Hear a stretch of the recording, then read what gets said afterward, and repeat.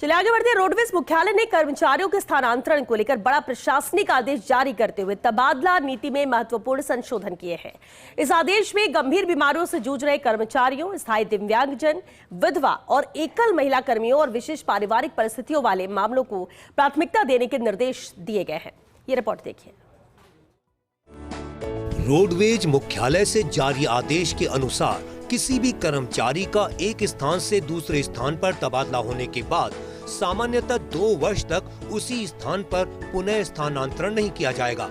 वहीं स्थानांतरण के लिए प्राथमिकता क्रम भी निर्धारित किया गया है, जिसमें cancer, kidney transplant, heart surgery, dialysis, लकवा और मानसिक रोग जैसी गंभीर बीमारियों से ग्रसित कर्मचारियों को सबसे ऊपर रखा गया है।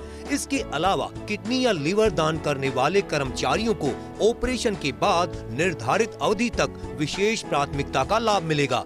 निगम ने स्थायी दिव्यांगजन के मामलों को भी प्राथमिकता सूची में शामिल किया है।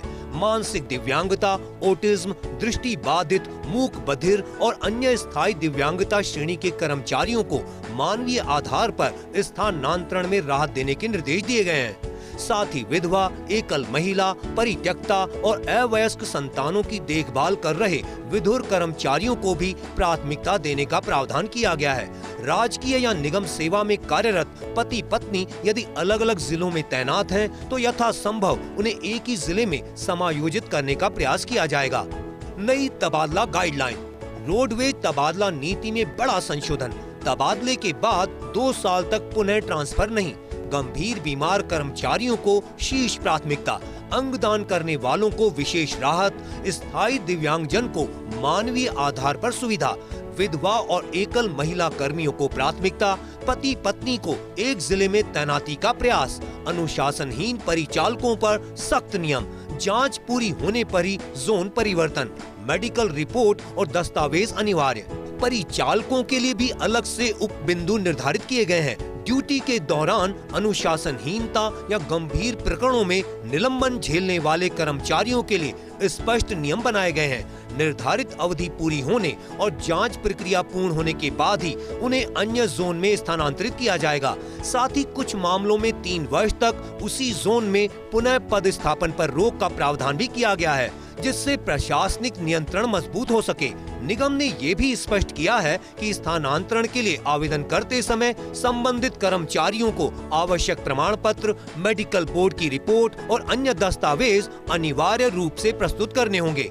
आदेश में ये भी उल्लेख किया गया है कि पूर्व में लागू 2010 और 2021 की स्थानांतरण नीति के प्रावधान यथावत प्रभावी रहेंगे और नए दिशा निर्देश उसी के साथ लागू होंगे।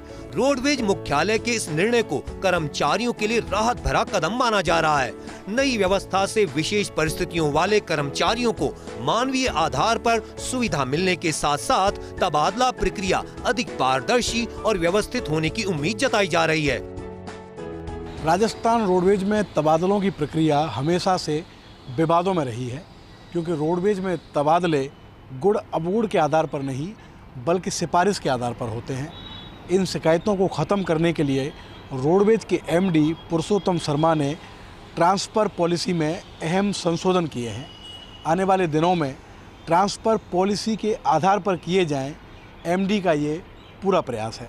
कैमरामैन यासीन के साथ Shivendra Pratap Singh Parmar, first India news, Jaipur.